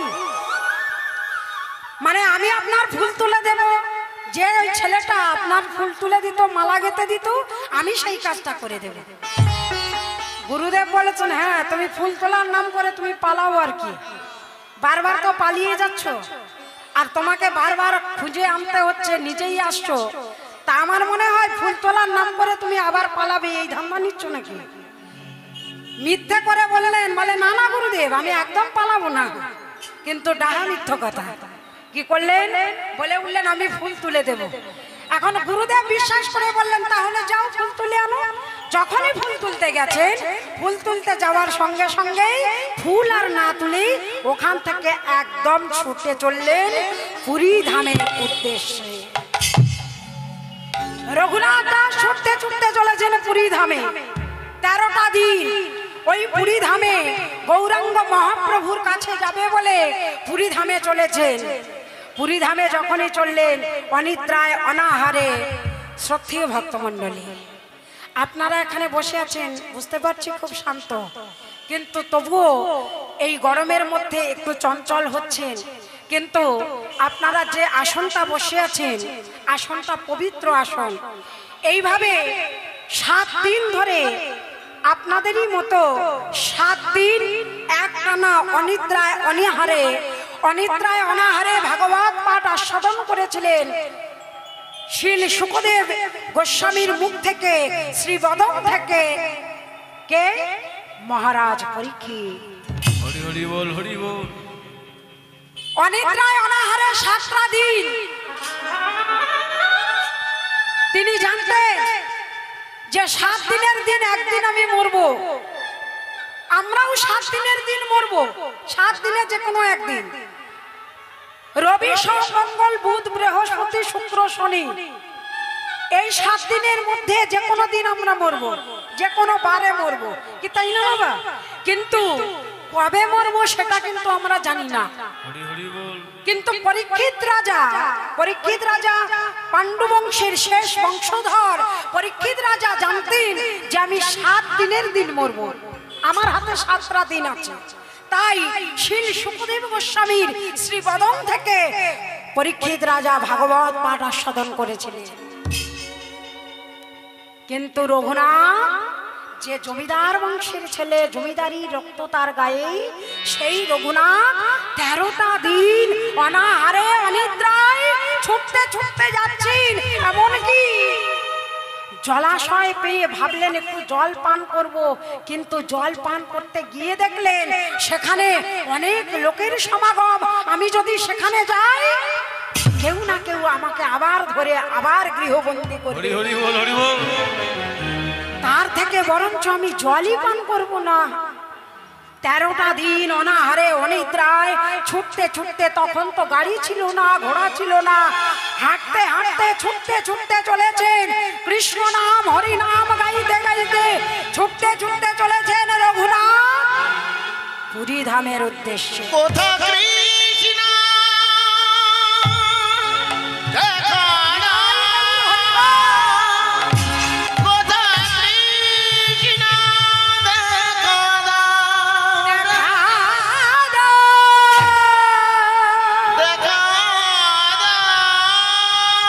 দেখা দাও,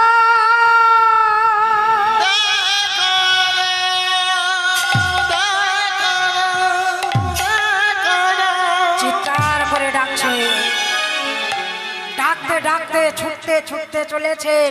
ছুটতে ছুটতে গিয়ে পুরী ধামে গৌরাঙ্গ মহাপ্রভু আছেন, স্বরূপ দামোদর আছেন, ক্ষিতি মাইতি আছেন। সেখানে গিয়ে আছাড় খেয়ে পড়লে, রঘুনাথ তুমি এসেছো, তুমি শেষ পর্যন্ত এলে।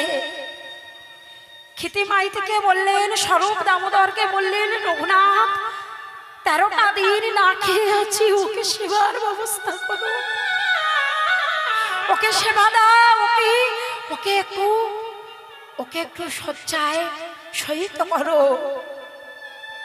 13টা দিন যে ছেলেটা অনাহারে অনিদ্রায় ছুটতে ছুটতে আমার কাছে এলো, ওকে সেবা দাও। সেবা দিলেন। বিশ্রামের পর রঘুনাথকে ডেকে বললেন, রঘুনাথ নিষ্কিঞ্চন বৈষ্ণব হতে এসেছো তুমি, তোমার একটাই লক্ষ্য হবে গ্রাম্য কথা না শুনিবা, গ্রাম্য কথা না বলিবা, ভালো না খাইবা, ভালো না পড়িবা। হরি বল, হরি বল। অনেকেই বৈষ্ণব আছেন, অপরাধ মার্জনা করবে যদি ভুল বলে থাকি। শাস্ত্রের কথা গৌরাঙ্গ মহাপ্রভু বললে, মর্কট বৈরাগ্য করে লাভ নেই। লোক দেখিয়ে লাভ নেই। মর্কট বৈরাগ্য না করি যদি ভেতর থেকে বৈরাগ্য আসে, যদি ভেতর থেকে তুমি নাম করতে পারো, ভেতর থেকে চরণ আশ্রয় করতে পারো, সেটাই হবে তোমার সঠিক। হরি বল। শুধু শিখা রাখলাম, তিলক মালা নিলাম, আর এই মালা যখন জপ করে এই তর্জনীটা মালার জপমালার বাইরে থাকে, জপমালার বাইরে থাকে তর্জনীটা, তর্জনী আঙুল। তো এই অনেকে দেখবেন অপরাধ বারবার করে, আমি যদি কোনো ভুল করে থাকি, ভুল বলে থাকি, ক্ষমা চাইছি। এই যে দেখবেন মালা নিয়ে অনেকে ঘুরে বেড়ায়, আলু কত করে, পটল কত করে, আঙুলটা বের হয়ে আছে তো, এই আঙুলটা তো বের হয়ে আছে। এখন এই জপমালা হাতে আঙুলটা বের হয়ে আছে, হ্যাঁ গো তোমার পটল 10 টাকা। কত করে? 20 টাকা। আরে তোমার জামাই কখন আসবে, জামাই কি খেলো? একে সাধন ভজন বলে না। জব জব যদি করতে হয়, সাধন যদি করতে হয়, ভেতর থেকে করো। হরিদাস ঠাকুরের কথা প্রথমেই বলেছি, হরিদাস ঠাকুর 3 লক্ষ নাম জপ করতেন, কিন্তু হাটে বাজারে রাস্তায় ঘুরে ঘুরে নয়। হরি হরি বল, হরি বল। হরিদাস ঠাকুর একনিষ্ঠ ভাবে বসে, একই ভাবে বসে 3 লক্ষ নাম জপ করে। নাম সংখ্যা পূরণ হলে তবে তিনি সময় হলে আহার, তার মধ্যে বিশ্রাম। এমনকি লক্ষ্য হীরা এসেছিল সাধনা ভঙ্গ করার জন্য, লক্ষ্য হীরাকে বলেছিল, মা তুমি একটু অপেক্ষা করো, আমার জপমালা সংখ্যা পূরণ হোক, এই নাম সংখ্যা পূরণ হলেই তবে আমি তোমার সঙ্গে কথা বলে নেব। মহাপ্রভু নিজেই বললেন, মর্কট বৈরাগ্য করে লাভ নেই, পাতল হয়ে লাভ নেই। ভেতর থেকে যদি বৈরাগ্য না আসে তাকে বৈরাগ্য বলে না, আর ভেতর থেকে যদি বৈরাগ্য না আসে তুমি শুধু শুধু ঘুরে বেরিয়ে তো লাভ নেই। তাই গৌরাঙ্গ মহাপ্রভু রঘুনাথকে বলেছিলেন, রঘুনাথ ভালো না খাইবা, ভালো না পড়িবা, গ্রাম্য কথা না শুনিবা, গ্রাম্য কথা না বলিবা। একজন বৈষ্ণব ভালো খাবে না, ভালো পড়বে না, গ্রামের কথা শুনবে না, গ্রামের কথা বলবেও না। যত বৈষ্ণব আছেন, ষড় গোস্বামী, এই ষড় গোস্বামী তিনি রত্ন তুলে আনলেন, গভীর তলদেশ থেকে রত্ন তুলে আনলেন। ষড় গোস্বামীকেই জয়রূপ শ্রী সনাতন ভট্ট রঘুনাথ, শ্রীজীব গোপাল ভট্ট দাস রঘুনাথ, এই 6 গোসাই করি চরণ বন্দন, যাহা হইতে বিঘ্ন নাশ অভীষ্ট পূরণ। হরি হরি বল, হরি বল। ষড় গোস্বামী গভীর তলদেশ থেকে রত্ন তুলে এনেছেন। তারা হাটে বাজারে ঘোরেনি, তারা হাটে বাজারে যায়নি, তারা সারাদিন নাম নিয়ে ঘুরে বেরিয়েছে। জমিদারি এমনকি রূপ সনাতন, তারা ছিলেন অর্থমন্ত্রী আর প্রধানমন্ত্রী, ছেলে খেলা নয়। নবাবের দ্বারে রূপ সনাতন ছিলেন, এরা অর্থমন্ত্রী আর প্রধানমন্ত্রী, কিন্তু তবু তারা সব কিছু ত্যাগ করে গৌরীর চরণে গেছে, বৃন্দাবনে গিয়ে সাধন ভজন করেছে। হরি বল, হরি বল। ভগবান তাদের কাছে বাধা।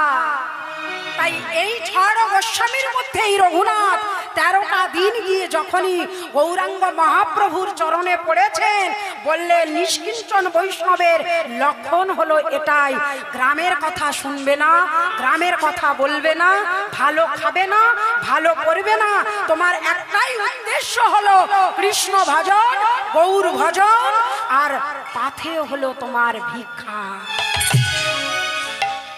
মনে রেখো, স্বরূপ দামোদরকে বললেন, দামোদর তুমি আমার রঘুনাথকে লক্ষ্য রাখবে, রঘুনাথ কোথায় যায় কি করে, রঘুনাথকে তুমি লক্ষ্য রাখবে, কখন কোথায় যাচ্ছে, কখন কি কাজ করছে। স্বরূপ দামোদর লক্ষ্য রেখেছে। কি করলেন? রঘুনাথ গৌরাঙ্গ মহাপ্রভুর কথা মতো, রঘুনাথ গৌরাঙ্গ মহাপ্রভুর কথা মতো, রঘুনাথ গৌরাঙ্গ মহাপ্রভুর কথা মতো কি করলেন? ভিক্ষা করতে গেলেন বটে, কিন্তু সে জায়গাটা সঠিক নয়। কোথায় না, ওই পুরী ধামের এক জায়গা যার নাম হলো ছত্র। হরি হরি বল, হরি বল। রঘুনাথ ছত্রে গিয়ে ভিক্ষার ঝুলি নিয়ে যখনই দাঁড়িয়েছে, বাবা ওই ছত্রতে জমিদার বাড়ির লোকের চলাফেরা ওই রাস্তায়। যখন ওই রাস্তায় জমিদার বাড়ির লোক চলাফেরা করে, তারা কি 1 টাকা 2 টাকা দেবে নাকি? তারা অনেক টাকা দেবে। রঘুনাথ অনেক টাকা ভিক্ষা করেছেন দেখে গৌরাঙ্গ মহাপ্রভুর কাছে খবর গেল। স্বরূপ দামোদর গিয়ে বললেন, প্রভু তোমার আদেশ মতো আমাদের রঘুনাথ ভিক্ষা করছে। বলে কোথায়? বলে কেন ছত্রে? ছত্রে ভিক্ষা করছে। ছত্রে ভিক্ষা করা মানে নিছক গণিকাবৃত্তি। হরি হরি বল, হরি বল। গণিকাবৃত্তি বললে কেন? গৌরাঙ্গ মহাপ্রভু বললেন গণিকাবৃত্তি কেন? গণিকারা যেমন সেজে গুজে বসে থাকে বড় বড় বাবুদের ধরার জন্যে, বেশি বেশি টাকা পাবার জন্যে। রঘুনাথকে আমি বলেছিলাম, রঘুনাথ তুমি ভালো খাবে না, ভালো পড়বে না, তা সত্ত্বেও রঘুনাথ ছত্রে গিয়ে ভিক্ষা করছে। মৃদু হাসলে গৌরাঙ্গ মহাপ্রভু রঘুনাথের কাছে গিয়ে যখনই রঘুনাথ অনেক টাকা ভিক্ষা পেয়েছে, রঘুনাথের দিকে তাকিয়ে একটু মুচকি হেসে দিলেন। হরি হরি বল, হরি বল। কিন্তু যারা বুদ্ধিমান হবে তারা তো এই হাসিটা মেনে নেবে না। আমি ভিক্ষা করে এনেছি, আমাকে দেখে মুচকি হাসবে কেন? যারা বুদ্ধিমান হবে এই হাসিটাকে মানবে না। ভাবলেন প্রভু আমাকে কিছু না জিজ্ঞাসা করে আমার দিকে তাকিয়ে হাসলো কেন? কথাটা বলে, কথাটা মনে মনে ভেবে ভাবলেন, প্রভু তুমি আমাকে দেখে হাসলে কেন আমি জানি। কি করলেন? যাবতীয় যা কিছু ভিক্ষা পেয়েছিল সমস্ত কিছু ওই পুরী ধামে সমুদ্রের জলে নিক্ষেপ করলো। হরি বল, হরি বল। রঘুনাথ দাস গ্রামে গ্রামে ভিক্ষা করতে যায়, নাম দিয়ে চলে আসে, কারোর কাছ থেকে টাকা চাই না, সাহায্য চাই না। ওখানে গিয়ে 7টা দিন অনাহারে, শেষে রঘুনাথ খিদের জ্বালা সহ্য করতে না পেরে ছেলেটা কি করলো জানি? ওই জমিদার বাড়ির ছেলে রঘুনাথ যখন জগন্নাথ মন্দিরের ভোগ প্রসাদ বেশি হয়, প্রসাদ যখন নষ্ট হয়ে যায় গরুর মুখে তুলে দেয় আদিবাসীরা। আর যখন গরুর মুখে তুলে দেয়, গরুরাও যখন সেই প্রসাদ খায় না, খেতে পারে না, সেই প্রসাদ নিয়ে পুরী ধামের পিছনে একটি নালা আছে, নালায় ফেলে দিয়ে জল ঢেলে দেয়। হরি বল, হরি বল। রঘুনাথ সেই নালা থেকে সেই প্রসাদ যখন জল ঢেলে দিল, এমনিতে মায়েরা যখন একটি রান্না করার বস্তুতে জল ঢেলে দেবে সেটা কি হয়? লবণ ছাড়া হয়ে যায়। সেইখানে গিয়ে কি করলেন রঘুনাথ? সেই নালা থেকে প্রসাদ তুলে নিয়ে সেই গরুর অখাদ্য খাবার, রঘুনাথ দাস গরুর অখাদ্য খাবার সেই নালা থেকে তুলে নিয়ে ভগবানের নিবেদন করে যখনই বদনে দিতে যাবে, ছুটে এসে হাত ধরে দাঁড়ালেন গৌরাঙ্গ মহাপ্রভু। রঘুনাথ তুমি এই প্রসাদ তুমি একাই সেবা করবে, আমাকে দেবে না? ছুটে গিয়ে রঘুনাথের হাত থেকে সেই প্রসাদ কেড়ে নিয়ে যখনই নিজেই বদনে দিলেন, বলেছেন প্রভু এটা তোমার সেবার বস্তু নয়, আমার সেবার বস্তু নয়, কিন্তু তুমি তো আমাকেই দিয়েছো। তুমি যখন আমাকে দিয়েছো, আমাকে নিবেদন করেছো, এই প্রসাদটা আমার। ভগবান শ্রীকৃষ্ণ চৈতন্য মহাপ্রভু প্রসাদরা বদনে দি, সেই বদন থেকে প্রসাদ নিয়ে রঘুনাথের বদনে দিলে। হরি হরি বল, হরি বল। তাহলে ভগবানের মুখনিসৃত প্রসাদ, ভগবানের মুখের প্রসাদ আজ রঘুনাথ পেল, ভগবানের কৃপা পেল। এবার কি করলেন রঘুনাথ? কি একদিন খুশি হয়ে প্রকাশানন্দ সরস্বতী পাদ তিনি ভ্রমণ করতেন। ভ্রমণ করতে করতে যা কিছু পেতেন একটু সংগ্রহ করার অভ্যাস ছিল। তাই একদিন বৃন্দাবনে ভ্রমণ করতে করতে রাধারানীর গুঞ্জমালা পেলেন। সেই গুঞ্জমালা নিয়ে গৌরাঙ্গ মহাপ্রভুকে দিয়েছিলেন। সেই গৌরাঙ্গ মহাপ্রভু গুঞ্জমালা নিয়ে আজ রঘুনাথকে দান করলেন। রঘুনাথ যখন রাধারানীর গুঞ্জমালা পেল বলে উঠলেন, প্রভু এইবার তাহলে তুমি আমাকে রাধারানীর চরণে দান করলে। তাই কি করলেন? আজ রাধারানীর চরণে দান করলেন। আর একদিন গিরি গোবর্ধনের এক খণ্ড পাথর নিয়ে রঘুনাথকে দিলেন। তাই শ্রদ্ধেয় ভক্তমণ্ডলী, এই রঘুনাথ জমিদার বাড়ির ছেলে হয়ে সে ভগবানকে পেল। আর আমরা এই সংসারী জীব, সংসারে থাকবো, কিন্তু সংসারে থেকেও ভগবানের নাম গান দুটি বাহু তুলে যদি একবার চোখের জলে বলি, হে গোবিন্দ আমি তোমার হলাম, ভগবান তাতেই সন্তুষ্ট হবে। তাই সবাই মিলে বলুন, নিতাই গৌর প্রেমানন্দে হরি হরি হরি বল। বল। রাধা রানী কি, শ্যাম সুন্দর কি, শ্রী রাধে রसिक बिहारी, जय राधे रसिक बिहारी। श्री राधे श्री राधे श्री राधे रसिक बिहारी, जय राधे रसिक बिहारी। बोलो श्री राधे रसिक बिहारी, जय राधे रसिक बिहारी। श्री राधे रसिक बिहारी, जय राधे रसिक बिहारी। श्री राधे रसिक बिहारी, जय राधे रसिक बिहारी। जब जमुना पे जल भरने जाओ, जब जमुना पे जल भरने जाओ, जब जमुना पे जल भरने जाओ, जमुना पे जल भरने जाओ, जल भरने जाओ, जल भरने जाओ, जल भरने जाओ। ओ श्री राधे जय राधे रसिक बिहारी, ओ श्री राधे रसिक बिहारी। ओए श्री राधे रसिक बिहारी, जय राधे रसिक बिहारी।